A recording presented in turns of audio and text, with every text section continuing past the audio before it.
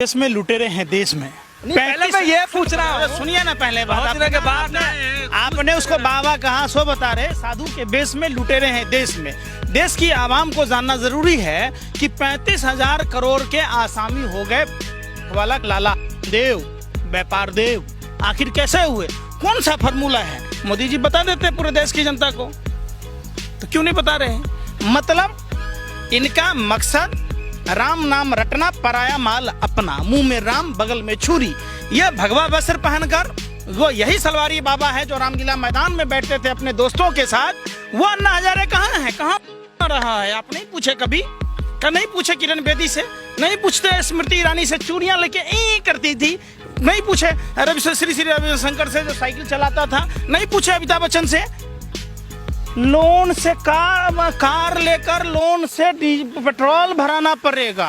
अरे भैया, लोन से साइकिलों नहीं खरीद पाएगा हिंदुस्तान। इस गर्त में ढकेल दिया गया है, ये समझिए। नींबू महंगा। अरे भैया, नींबू महंगे हुआ है।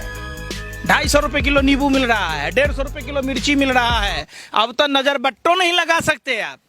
आज जिस गर्मी में नींबू पानी पी के सुकून मिलता था, देश की आवाम राहत महसूस करती थी, तो साफे कह दिया है भाजपा वाला, न घर बसा हमारा न घर बसने देंगे तुम्हारा। झूमते रहो आगे नाथ न पीछे, पगा बगैर लगाम का कूदे गदा।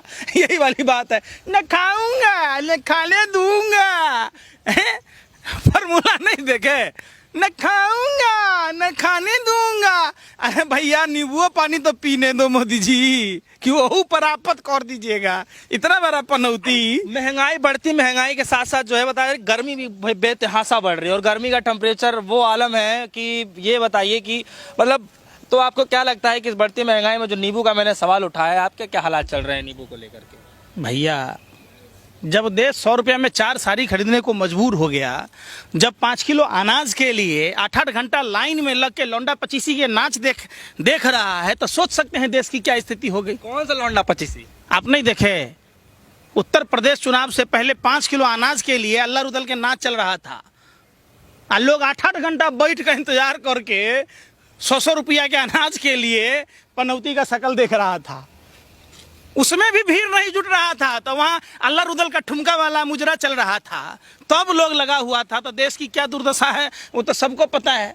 आप समझिए, श्रीलंका से भारत को सबक लेने की जरूरत है। श्रीलंका में तमिल और सिंहली लिया है, तो इससे मुझे एक सवाल याद आ गया, वाक्य मुझे याद आ गया। काफी लोगों से मैं चर्चा कर रहा था महंगाई को लेकर के, क्योंकि मैं चर्चा का विषय बना हुआ है।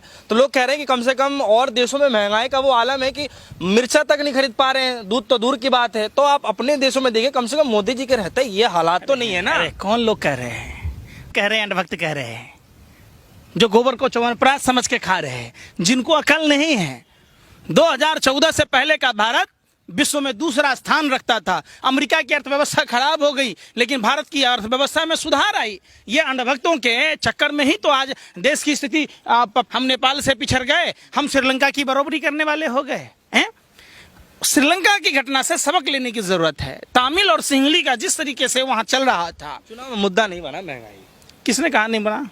कहाँ बना? बनता तो फिर 5 राज्यों में चुनाव था, 4 राज्यों में बीजेपी आ गई। वोट से जीत गए। अरे वोट से जीत गए, अरे ना कूड़ा के गाड़ी में। अरे बेशर्मो, सत्ता के दलालों, हब्सियों, शर्म नहीं आती? आप लोग आंख रहते अंधे हो, कान रहते बहरे हो।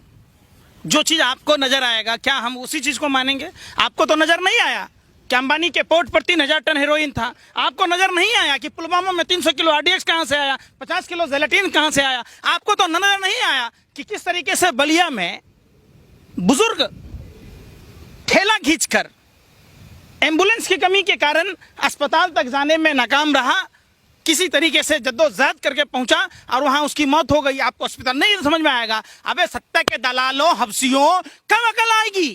कब अकल आएगी? आपने नहीं देखा कि किस तरीके से कूड़ेदान में बैलेट पेपर मिले? क्या चुनाव के बाद ट्रेनिंग दिया जाता है?